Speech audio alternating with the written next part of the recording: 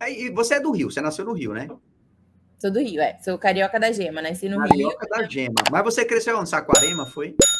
Então, me mudei para Saquarema quando eu tinha 9 anos. Tipo, 9 já anos. era, já não, tipo, eu cresci no Rio, né, assim, teoricamente, só que a minha maior lembrança é realmente Saquarema, porque com 9 anos ainda é ali aquela fase que você começa a ter entendimento mais, que Isso, eu ia para a escola já sozinha e tal. Então, é. realmente, a minha infância foi no Rio, mas a parte que eu realmente me lembro, assim, mais, com mais vivência, foi já em Saquarema. E Certo. aí, mais ali no interior, assim, uma vida mais Entendi. tranquila. E você era estudiosa ou não? Sim. Tirava nota boa? Assim, eu nunca fui estudiosa, aquelas tipo nerd, assim, sabe? Certo, Eu nunca certo. gostei muito de. Então, eu era mais esperta, assim, eu pegava tudo na aula. E aí, da aula, eu não precisava ficar, tipo, Sim, horas sim. estudando em casa. Uhum. Eu fazia meus estudos em casa também, mas eu tentava prestar o máximo de atenção ali na aula para poder não ter que passar perrengue em casa Aham. depois. Mas minha mãe sempre me ajudou muito também. Minha mãe sempre me ajudava, passava tipo, tarefinhas e tal. Então, Sim. minha mãe sempre me ajudou bastante com a parte de estudos. E Aham. aí, era patrocinada da escola quando eu me mudei para Saquarema. Quando eu me mudei para Saquarema, cidade de interior, né? E aí eu já fazia jiu-jitsu, já era campeã brasileira, já estava em vários campeonatos. E eu consegui o patrocínio de uma das melhores escolas da cidade, que era uma Aham. escola particular, assim, de alto nível. E aí veio a responsabilidade, né? Como que tira nota ruim sendo patrocinada ali? Sim. Então, eu acabei me dedicando ainda mais nessa parte, né, escolar. E aí eu nunca tive recuperação, eu achava a recuperação a pior perda de tempo da vida, porque era época de férias, eu queria ir pra praia, queria fazer as coisas que eu não fazia o ano inteiro, e eu falava, cara, eu vou ficar estudando mais 2 semanas de recuperação, Deus me livre. Então, eu estudava para tirar nota boa para não ter que ficar de recuperação. E principalmente, acho que isso é uma coisa que eu levei muito para minha vida, foi a responsabilidade de resultados, né? Eu Hum. acho que até o jiu-jitsu me ajudou um pouco com isso. Sim. Eu sempre quis mostrar que era importante me dar uma oportunidade. Eu queria dar um retorno para as pessoas que me Certo. davam essa oportunidade. E foi assim na escola, assim no jiu-jitsu também. Quando a Lê me treinava, eu queria sempre mostrar resultado nas academias. Quando eu me mudei para Saquarema, que eu fui treinar na Gracie Maitá Saquarema, eu queria mostrar resultado. Então eu sempre fui meio tipo, para os meus pais, de que, tipo, cara, se dedicavam pra caramba. Pô, meu pai corria Uhum. para lá e para cá, pegava empréstimo para me levar para campeonato. Então eu sempre queria dar um retorno, e meu melhor retorno era em resultados. Resultado. Uhum. Então, na escola foi muito assim também, né? Então, eu achava que era, tipo, não era mais que minha obrigação. Primeiro que, pô, estuda uma das coisas básicas da nossa vida, né? Se a gente não tem Aham. estudo, cara, a gente dificilmente vai ser quem a gente almeja Uhum. ser quando a gente crescer. Certo. Então, ter resultado era o mínimo que eu podia fazer por uma coisa que era pro meu interesse e Aham. uma coisa que eu tava ganhando, que era tipo um presente de graça. Então, tipo, eu sempre tive muito essa mentalidade de Legal. responsabilidade, de Uhum. trazer resultado, sabe? Sim. Isso é importante que você está falando, assim, até para o pessoal mais jovem que escuta a gente, porque às vezes tem gente que acha que, principalmente os mais novos, né, que diz, não, vou me dedicar ao jiu-jitsu e mais nada da vida, assim, eu não preciso fazer mais nada, nada, eu não preciso estudar, Acho não que o nada, jiu-jitsu é o milagre da vida, só né? jiu-jitsu. E aí você é um exemplo claro de que não, isso não é verdade. Não, não é verdade. Eu terminei os estudos, assim, bem. Fiz faculdade de educação física. Eu sempre falo disso, eu fiz faculdade de educação física, porque, cara, a verdade é que a vida de atleta ela é uma incógnita. Se Verdade. amanhã você tiver uma lesão, você tiver incapacitado de lutar, e aí o que você vai fazer da vida? Já Sim, era, que sim. tipo, então, ou bem ou mal, tipo, eu escolhi uma coisa que realmente tinha a ver com a minha carreira, que, pô, fiz jiu-jitsu a minha vida inteira. Então, educação física realmente era uma coisa que já tinha a ver, porque caso eu quisesse levar uma vida pro lado esportista, que foi o que eu fiz a vida inteira, era tá muito mais conectado. Na época eu tinha até um pouco de dúvida se eu queria fazer fisioterapia, nutrição, eu queria fazer alguma coisa que tivesse a ver. Quando eu era criança, não. Quando eu era criança, eu queria fazer direito e ser delegada. Achava que ia ser o Certo, máximo. Mas certo. aí, com o tempo, eu via que eu não gostava de ler, eu falei, estudar direito não vai dar Sim, certo. Aí, no final das contas, eu falei, vou na educação física, que já está no meio caminho andado. isso. E aí, me formei, Cara, eu fiz curso de inglês, eu odiava, eu conto muito isso. Eu falo, cara, eu odiava fazer curso de inglês. Era tipo uma tortura minha mãe me mandar pro curso de inglês. E eu tinha patrocínio. E aí a minha mãe falava, você tá ganhando um negócio de graça, você tipo, tem que aproveitar a oportunidade que você tá tendo. Eu falava, mas eu não gosto, eu não entendo nada que eles falam lá. É por isso tipo, que você está vindo, né? Não, é exatamente.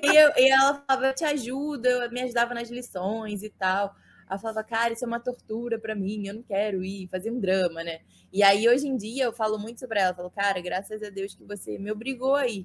Porque se hoje eu tenho oportunidades aqui, onde eu moro hoje, nos Estados Unidos, que a língua é o inglês, eu falo, cara, graças àqueles cursos lá, aqueles dias de terror que eu passei quando eu era criança. Porque... Cara, mas...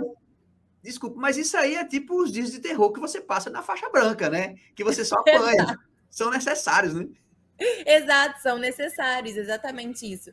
E eu falo, cara, por mais que às vezes a gente ache que algumas coisas são desnecessárias em algum ponto da nossa vida, lá na frente você vai ver o quanto vai ser útil, né? O quanto vai ser relevante o quanto vai te ajudar. E, cara, o curso de inglês é sem sombra de dúvidas, tipo assim, o mais que notório, né, da minha vida, assim, porque eu lembro o quanto eu detestava e eu sei o quanto hoje eu sou grata por ter feito o curso. Por mais que eu não cheguei a fazer eu parei no intermediário para o avançado, porque o curso fechou, na verdade, na minha cidade, né? E aí, como eu tinha patrocínio, o curso fechou, e eu já tinha começado a viajar para os Estados Unidos, eu acabei não dando... eu aprendi, eu já sabia o básico e aprendi a comunicação na ida e vinda, na viagem, que é a melhor maneira também, né? Mas, cara, me facilitou muito e me trouxe muita oportunidade quando eu comecei a vir também. Porque, cara, eu vinha, dava seminário, sabia me comunicar, eu não passava perrengue. Então, tipo assim, e aí eu vi o quanto foi valioso. Porque, cara, eu via a galera, tipo, no perrengue, dificuldade para pedir uma comida. Então, eu acho que são coisas, assim, que são aprendizados que eu levo para a vida e que eu tento compartilhar ao máximo, porque para as pessoas entenderem que, cara, não é só treinar. E outra, tipo, comunicação, você tem que ter estudo, você tem que saber falar, você tem que saber, tipo, se comunicar, abranger de todos os assuntos, porque quando você for dar uma entrevista, quando você sentar numa mesa com um patrocinador que está querendo investir dinheiro, você tem que saber se comunicar, você tem que saber falar, você tem que saber se expressar. Então, acho que tudo isso são coisas que, tipo, cara, vai muito além de só treinar no tatame, porque muitas vezes não adianta só você ter resultado. Se você não é uma pessoa comunicativa, carismática, que sabe se expressar, cara, você não vai estar no auge, você não vai estar ali na mídia, né, no relevo. Exatamente. E outra coisa que é importante, né? Às vezes eu vejo muito atleta, ele foca muito na carreira de lutador dele, né? De luta, né? Ah, vou ser lutador, vou lutar, eu quero lutar, beleza. Sim.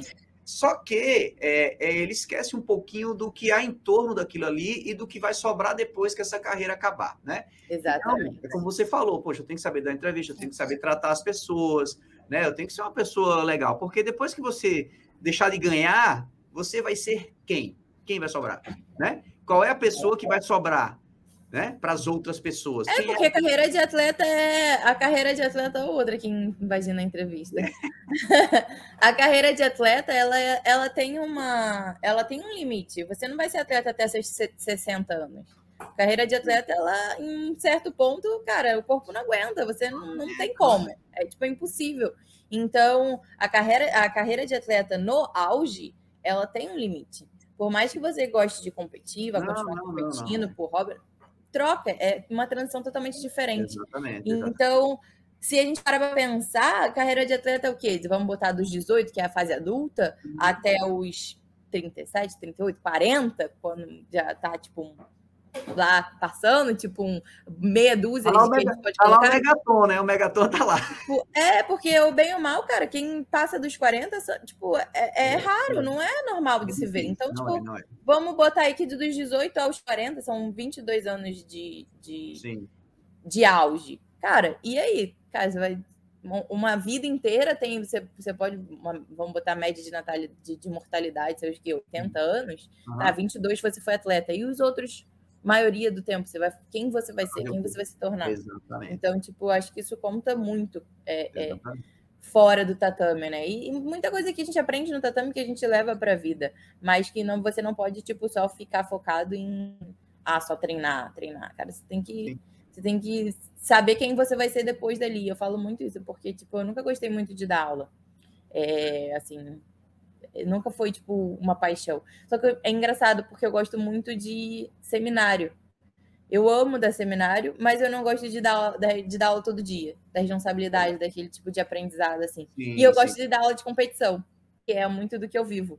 Entendi. Então é engraçado porque eu não tenho aquela paciente, tipo assim, dar aula de iniciante e tal, mas eu gosto de dar aula para as crianças do time de competição, eu gosto de puxar o treino de competição, eu gosto de dar seminário, viajar, conhecer gente nova e, tipo, poder compartilhar o meu conhecimento. Então, quanto mais eu faço isso, mais eu vejo o quanto o jiu-jitsu é muito além do mundo de competição. O mundo de competição é uma coisa minúscula comparado à quantidade de pessoas que tem praticantes do esporte. Gente que só quer uma aula de defesa pessoal, gente que só quer estar ali porque, cara, que tá estressado com o trabalho. Tipo, o mundo do jiu-jitsu, ou bem ou mal, ele é a quantidade de seguidores que o mundo do jiu-jitsu tem, comparado com o mundo dos competidores, cara, é uma parada, tipo, surreal, muito diferente. É verdade. Então, se você não parar para pensar o que você vai fazer depois de ser competidor, em que parte desse mundo eu vou me encaixar, cara, você tá perdendo, tipo, você vai perder toda a sua carreira, você vai pegar, no final, você vai pegar a sua carreira toda e não vai ter o que fazer com ela.